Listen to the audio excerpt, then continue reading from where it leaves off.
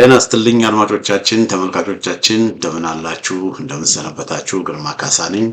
ይህ ዋሜራ ነው።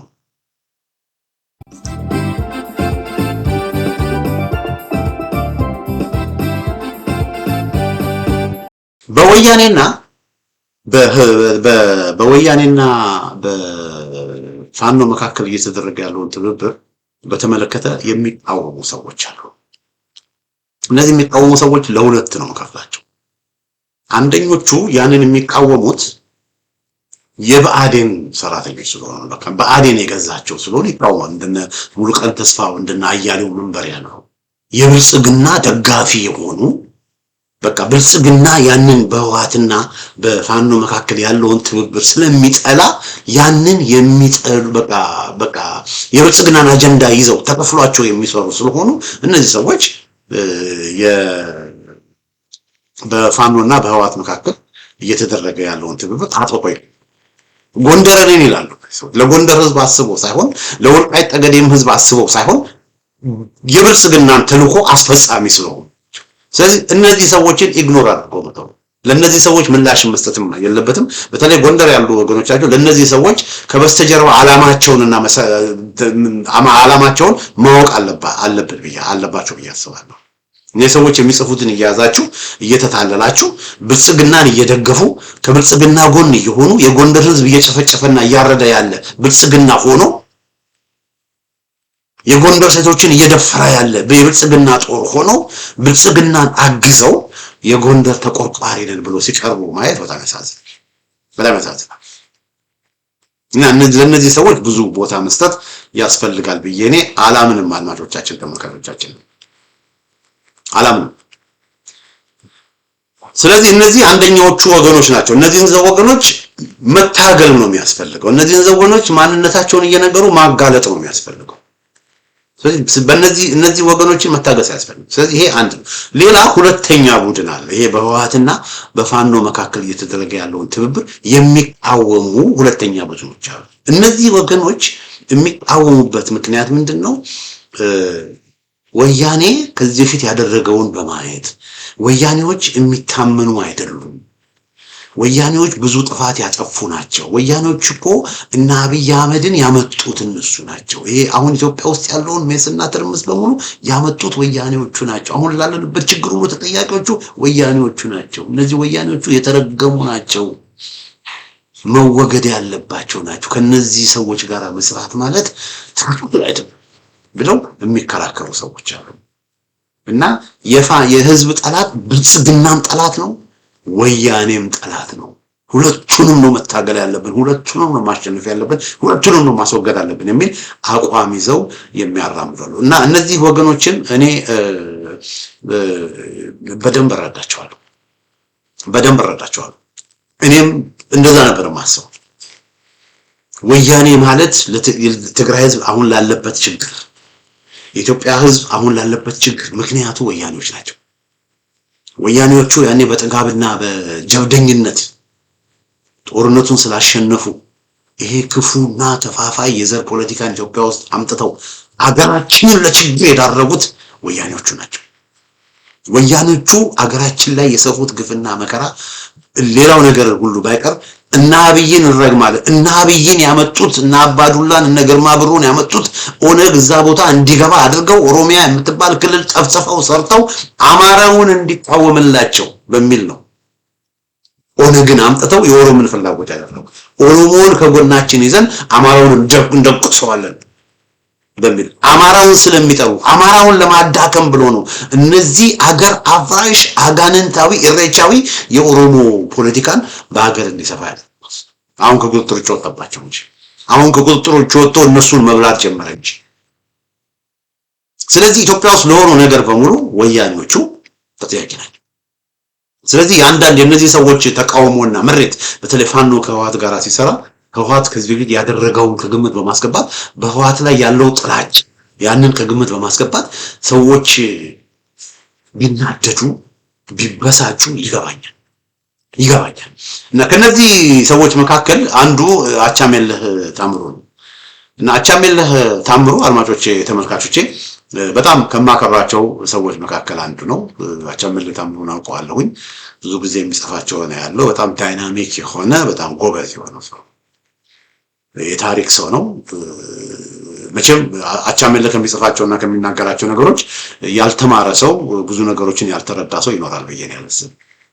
አዎ አንዳንዴ የሚናገራቸው ነገሮች ላይ ላንስማማ እንችላለን፣ ግን የልጁን ብቃትና ችሎታ ከጥያቄ ምልክት ውስጥ የሚያገባ ሰው ግን ይኖራል ብዬ አላውቅም። እኔ በግሌ ከማከብራቸው ሰዎች መካከል አንዱ አቻምየለህ ታምሩ ነው እና አቻምየለህ ታምሩ የሚናገረውን ነገር ቦታ ሰጠዋል እና አቻምየለህ ታምሩ የሚናገረው ነገር ወይት ሰጠዋል፣ ክብደት ሰጠዋል።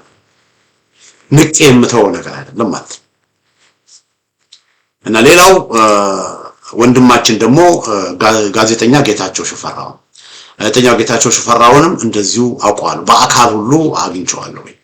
በጣም ከማከብራቸው ከማደንቃቸው ሰዎች መካከል አንዱ እሱ ነው። ከሱ ጋራ ብዙ ነገሮችን እኔ አብሬ ሰርቻለሁ። በተለይ የሰማያዊ ፓርቲ ልሳን የተባለውን ስሙ ጠፋኝ።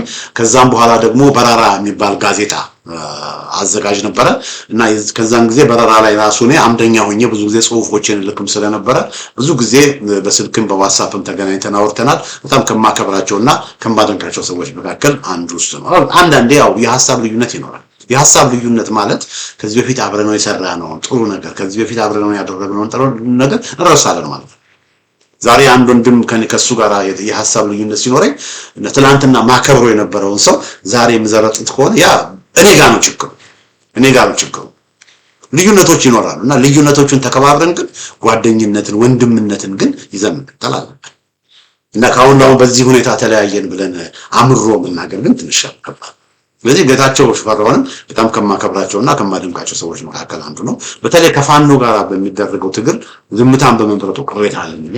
ሆኖም ግን እኔ የኦሮሞ ብልጽግናዎችን የኦሮሞ ኃይሎችን አክራሪዎችን በተለይ በመታገል ላይ የሚያደርጋቸውን አስተዋጽኦችን በደንብ አከብራለሁ። የሚጽፋቸውን ጽሁፎች ደግሞ በደንብ አዳምጣለሁ። ያ ማለት ሁሌ ይስማማሉ ማለት አይደለም እና እነዚህ ሁለት ወንድሞች ፋኖና ህወሓት የሚያደርጉትን መቀራረብ አጥብቀው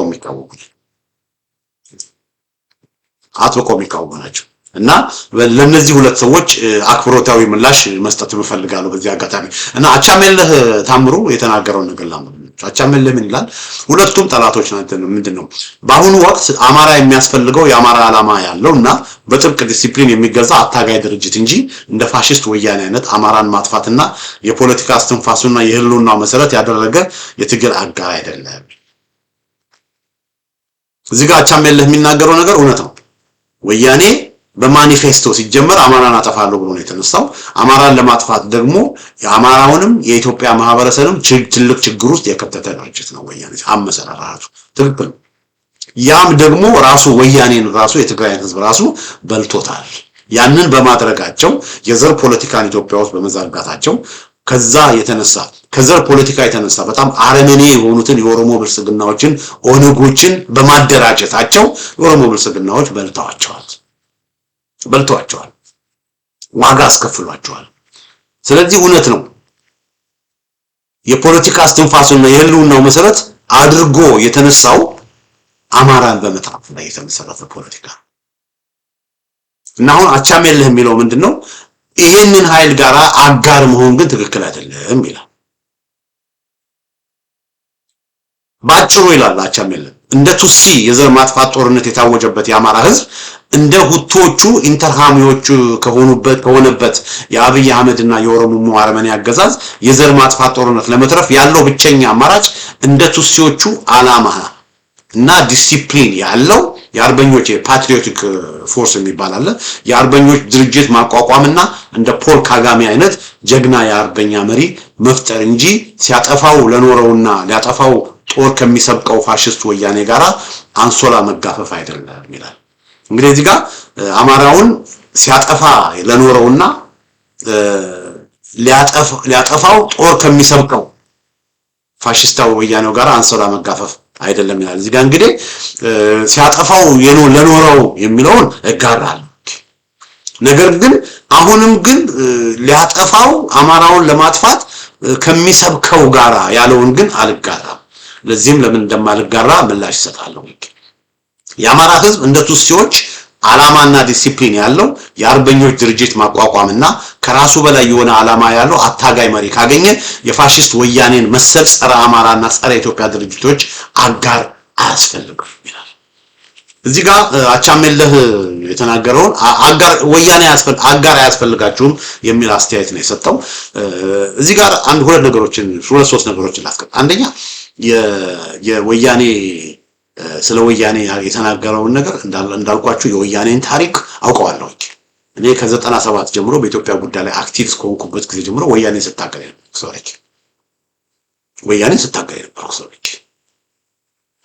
የወያኔ አጨብጫቢ ሆኜም አላውቅም። ወያኔን በቅንጅት ድጋፍ ድርጅት ውስጥ፣ በአንድነት ድጋፍ ድርጅት ውስጥ፣ በሰማያዊ ድጋፍ ድርጅት ውስጥ ወያኔን ስደግፍ ስቃወም ስለዚህ የሚለው ነገር ይገባኛል። አሁን ለደረሰው ነገር ቅድም እንዳልኩት ወያኔ ተጠያቂ በጦርነት ባለፉት የደቡብ አፍሪካ ስምምነት ከመፈረሙ በፊት ለተደረገው ጦርነት በሙሉ ተጠያቂው ሙሉ ለሙሉ ወያኔ ነው። ወያኔ የኢትዮጵያን ሕዝብ ላይ ያደረሰው በደል የትግራይ ሕዝብ ላይ ያደረሰው በደል አይጣል ነው። በዚህ ምንም ችግር የለም። አማራን የሚጠሉ ኢትዮጵያን የሚጠላ ነው የትግራይ ብሔረተኝነት። ነገር ግን ከፕሪቶሪያው ስምምነት በኋላ ምናልባትም አቻሜለህ በጣም እነሱን ስለሚጠላ ድንገት ያንን ለመቀበል ፈቃደኛ ስላልሆነ ይሆናል እንጂ ከትግራይ ስምምነት በኋላ ወያኔዎቹ ለሁለት ይከፈላሉ። አንዱ የሚከፈሉበት ምክንያት ምንድነው? በወያኔዎቹ መካከል ለአብይ አህመድ ሰሬንደር አድርገን ከኦነጎች ጋራ ከኦሮሞ ብልጽግናዎች ጋራ አብረን እንሆን የሚል አቋም ያዙ። የተወሰኑት እነ ጻድቃን እነ ጌታቸው አሁንም አማራን የሚጠሉ በአማራ ጥላቻ አሁንም የተለከፉ እነ ጌታቸው እነ ክንደያ የመሳሰሉት አማራን እየጨፈጨፈና እየገደለ ካለው አገዛዝ ጋራ ወገን። ሌሎቹ ደግሞ እነ ሞንጆሪኖና እነ ደብረጽዮን ደግሞ ከአማራ ጋራ እንገዳደልም፣ ከአማራ ጋራ ጠብ ውስጥ ከዚህ በኋላ አንገባም ብለው ከአማራው ጋራ ያላቸውን ልዩነት ሰላማዊ በሆነ መንገድ በውይይት ለመፍታት ወሰኑ። ወያኔዎቹ ህወሓቶቹ ሁለት ተከፍሏል። አንዱ የአማራ ጠላት ሆኖ ከብልጽግና ጋር ሆኖ መስራት ፈለገ። ሌላው ደግሞ ከአማራው ጋራ ያለውን ልዩነት በውይይት መስራት ፈለገ። ልዩነት ይሄንን ያስተዋለ አይመስለኝም ወንድማችን አቻሜለህ። ለዚህም አብይ አህመድ ከአማራው ጋራ ጦርነት ሲጀምር መጀመሪያ እነ ደብረጽዮን ጌታቸው ረዳ ክልል ምክር ቤት ፕሬዝዳንት እያለ ጊዜያዊ አስተዳደር እያለ ራያን የአብይ አህመድ የብልጽግና መንግስት ለነጌታቸው ረዳ ሰጠ፣ ለወያኔዎች ሰጠ። አሁን ራያ ያሉት ወያኔዎች ናቸው። ከዛ ጠለምት የነበረውን የሰሜን ጎንደር አስተዳደር የአብይ አህመድ መንግስት አፈረሰ። ምን ለማድረግ?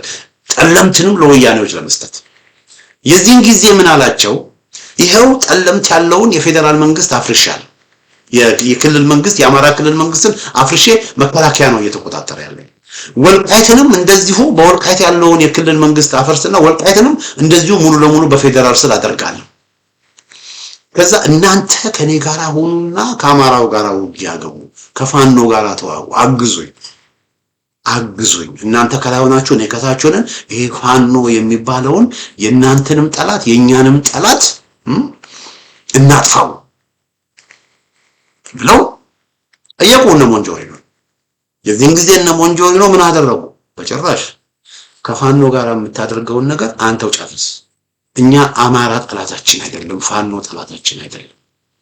አማራው ላይ ፋኖ ላይ በምንም ታምር ውጊያ እኛ አንከፍትም። እኛ ከአማራው ጋራ ከጎንደር ህዝብ ጋራ ከወሎ ህዝብ ጋራ ያሉን ነገሮች በውይይት ነው መንፈታው ብሎ አንቀበልም ማለት። ይሄንን አቻሜለህ ምን ያህል እንደሚያውቅ አላውቅም። ይሄ ማለት ምንድነው? ለዚህ ነው ቅድም የአረመኔ አገዛዝ የምንድነው ሲያጠፋው ለኖረው እና ሊያጠፋው ጦር ከሚሰብቀው የሚለውን አባባል ሲያጠፋ ለኖረው የሚለውን ትክክል ነው አቻሜለህ። ሊያጠፋው ጦር ከሚሰብከው ያለው ግን ትክክል አይደለም። ለምን አማራን እናጥፋና ከጎናችን ሁኑ ብሎ አብይ አህመድ ሲጠይቃቸው እነ ሞንጆሪኖ በጭራሽ አማራን አናጠፋም፣ አማራ ላይ አንተኩስም፣ ከአማራ ጋር አንገዳደልም ብለው ምላሽ የሰጡ ናቸው። ስለዚህ ጦር እየሰበቁ ያሉት ወያኔዎቹ ጦር ኃይላቸውን እያደራጁ ያሉት አማራውን ለመውረር፣ ወልቃይትን ለመውረር፣ ጠለምትን ለመውረር ሳይሆን ጦራቸውን እያደራጁ ያሉት የብልጽግና አገዛዝን ለመቅበር። የብልጽግና አገዛዝ ከቀበርን በኋላ ከዛ ሁላችንን ማሸናፊ ያደረገ መፍትሄ እንፈልጋለን በሚል ነው እና ይሄንን እንዲያስተካክል ብያለሁ። ሌላው እዚች ጋራ አቻሜላ የተናገረው ነገር ይሄ ማለት ከህወሓት ጋር አጋር ሆነ ማለት ውስጣዊ የፋኖ ውስጣዊ ድርጅቱን ማጠናከር የለበትም ማለት አይደለም። የአማራ ዓላማ ያለውና ጥብቅ ዲሲፕሊን የሚገዛ አታጋይ ድርጅት ያስፈልጋል። ይሄ ድርጅት ያስፈልጋል ደግሞ ማለት ይሄ ድርጅት ደግሞ ኦልሬዲ ተቋቁሟል። የአማራ ፋኖ ብሔራዊ ንቅናቄ 200 ምናምን የተለያዩ አደረጃጀቶችን በአንድ ላይ አድርጎ የአማራ ፋኖ ብሔራዊ ንቅናቄ የሚል ድርጅት ተቋቁሟል። ምናልባት በዚህ ድርጅት ላይ ጥያቄዎች ካሉት በዛ ዙሪያ ላይ ምናልባት ወደፊት መነጋገር እንችላለን እና የነ ፖል ካጋሜንም ደግሞ ምሳሌ ያቀርባል። እውነቱ ነው። ግን አዳርጋቸው ማነው አቻሜላ አንድ ያላስቀመጠው ነገር እዚህ ጋር ምንድነው እነ ቱሲዎቹ እነ ፖል ካጋሜ የፔትሪዮቲክ ፎርስ የአርበኞች ድርጅትን ሲያቋቁሙ የት ነው የአርበኞች ድርጅቱን ያቋቋሙት የሚለውንም ደግሞ ትንሽ ያውቃል ብዬ አስባለሁ። የታሪክ ሰው ስለሆነ እንዴት ነው የነ ፖል ካጋሜ እንዴት ነው ድርጅታቸው ጠንካራ ድርጅት መመስረት የቻሉት የሚል ጥያቄ ሲነሳ ኡጋንዳ የምትባል ሀገር መልስ ውስጥ እናገኛለን።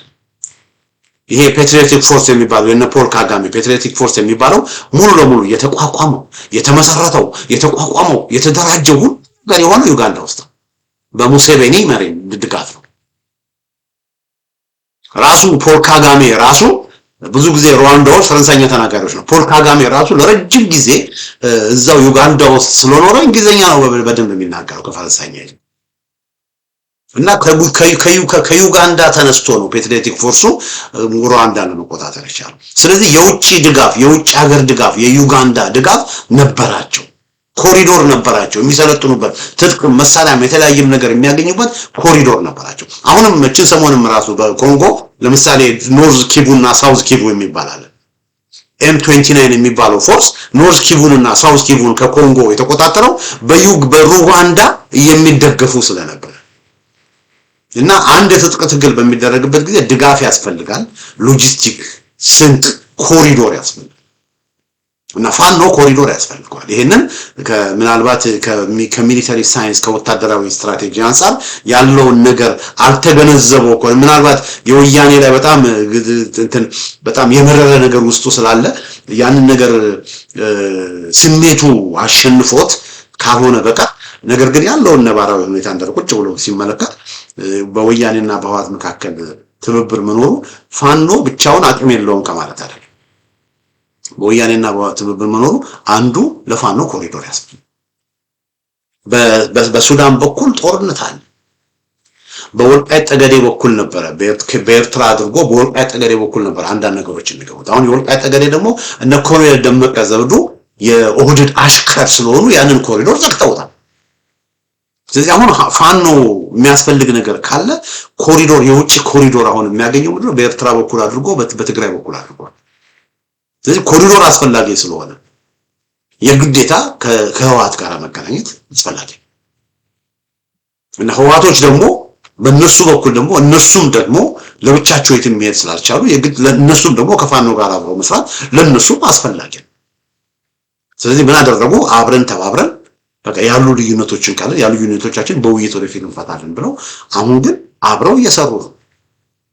ያ ባይሆን ያለ ኮሪዶር የትጥቅ ትግልስ ማድረግ ይቻላል ላይ እንደነ ቱሲ እንደነ ፖል ካጋሜ ጠይቋል። እንደነ ፖል ካጋሜ ዩጋንዳ ባትኖር ኖሮ ፖል ካጋሜ ሩዋንዳ የፔትሪዮቲክ ፎርስ የሚባለው ኪጋሊ መግባት ይችል ነበር? አይችልም። እንደውም ፋኖ ያለ ውጭ ድጋፍ ነው አሁን የደረሰበት ደረጃ አይደረስም። ግን በዚህ ሂደት ወደፊት ለመቀጠል ግን ድጋፍ አስፈላጊ ነው። የውጭ ኮሪዶር አስፈላጊ ነው። ስለዚህ በዚህ አንፃር አቻሜለህ ያየው አይመስለኝም። ስለዚህ ሁለት ነገር፣ አንደኛው አቻሜለህ ለፋኖ ኮሪዶር የማስፈለጉን ነገር ከግምት ማስገባት አለበት። ሁለተኛ ደግሞ አቻሜለህ ወያኔዎቹ አሁን ያሉት ሞንጆሪኖቹ ሌሎች ግማሾቹ ከአብይ ጋር ግማሾቹ ግን ጄንዊንሊ ያመለካከት ለውጥ እያሳዩ እንደሆነ ጄንዊንሊ ያለውን ችግር ከአማራው ጋር ለመፍታት ፍላጎት እያሳደሩ እንደሆነም ደግሞ ከግምት ማስገባት አለ። ስለዚህ ከዚህ በፊት ህዋቶች ይህን ሁሉ በደል ፈጽመዋል ተብሎ ታዲያ የትግራይ ማህበረሰብና የጎንደር ህዝብ የትግራይ ማህበረሰብና የወሎ ህዝብ እየተጣላ እየተገዳደለ ይቀጥል? አትዋን ፖይንት እኮ መቆም አለበት አይደል? እና በትግራይ ደግሞ ያለው ልሂቁ ህዋት ነው። በአሁኑ ጊዜ ትግራይን ወክሎ ሊነጋገርም ሊሰራ የሚችል ህዋት ነው።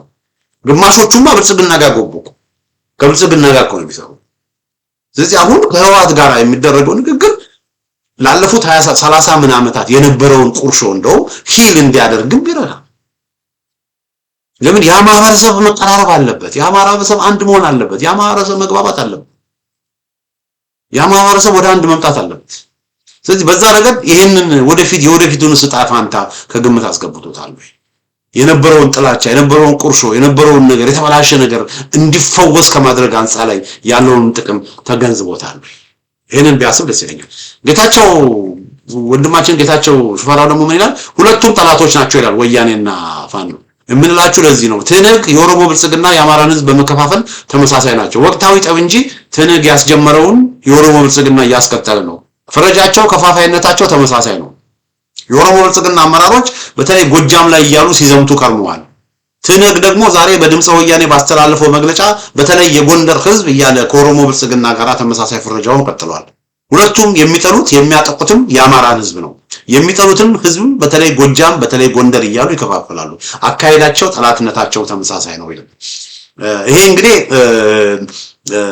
የማውቀው ምንድነው በተለይ በወያኔዎች አካባቢ በጎንደር ህዝብ ላይ ችግር እንዳላቸው አብይ ደግሞ በጎጃም ህዝብ ላይ ችግር እንዳላቸው ለምን ጸረ ብልጽግና አቋም በጣም ጠንካራ የሆነው ጎጃም ላይ ነው። ጸረ ወያኔ አቋም ደግሞ በጣም ጠንካራ የሆነው ጎንደር ላይ ነው። ለዚህ ነው በዚህ ምክንያት ይሄንን ጎንደር ጎጃም ላይ አንዳንድ ቴንሽኖችን ለመፍጠር ሁለቱም ተጠቅመውበታል። እኔ አውቃለሁ በተለይ አሁን በፋኖና በህዋት መካከል መቀራረብ ከመምጣቱ በፊት በርካታ አንዳንድ ነገታቸውም ሌሎችም ወንደሮችን ነው ብዙ ጊዜ ሲሰሩ የነበሩት። አማራ አይደለም ችግር እየፈጠረብን ያለው ጎንደር ህዝብ ነው ማለት ነው።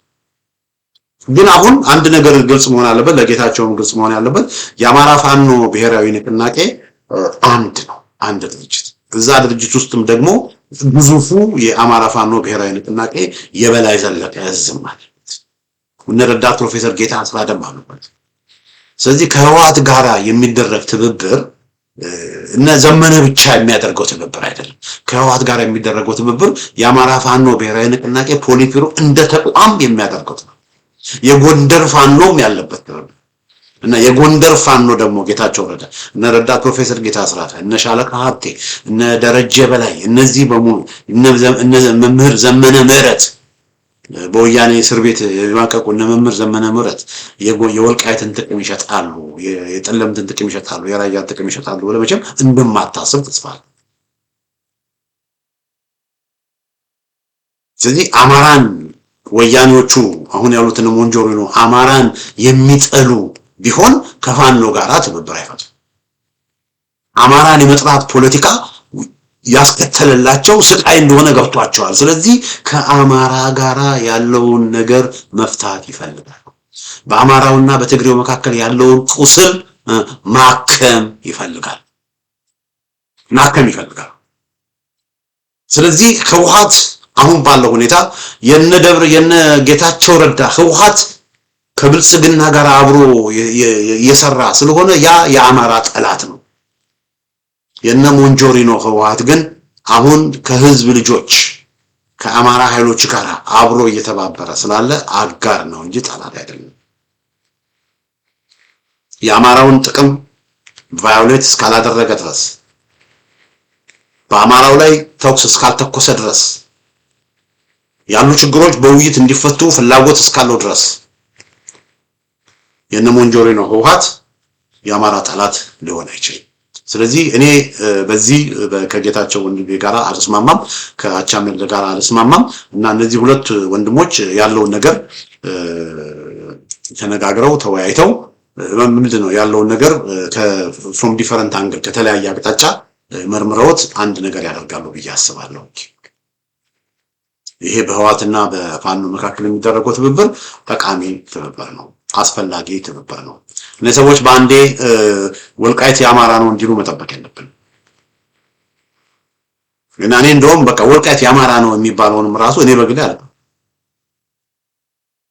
ይሄ መሬት የአማራ ነው የሚባለው ነገር ራሱ ተቀባይነት ይኖራል።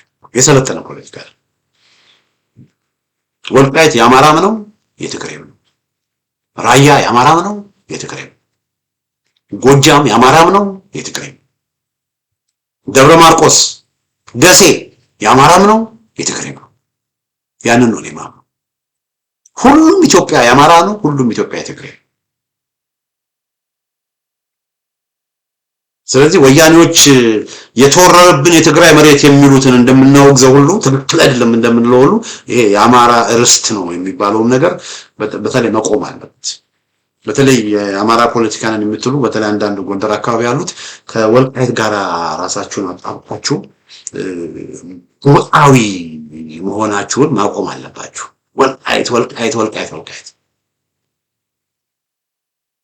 ወልቃይት ብቻ አይደለም፣ ሁሉም ኢትዮጵያ የአማራ መሬት ነው። ስለዚህ ወልቃይትን በተለየ መልኩ የወልቃይትን ጉዳይም እንደ ትልቅ ነገር አድርጋችሁ እንደው አድርጎ ማብራትም ትክክል ነው። በቃ ሁሉም ኢትዮጵያ የአማራ መሬት ነው። ፖለቲካችን ይሄ ነው መሆን ያለበት።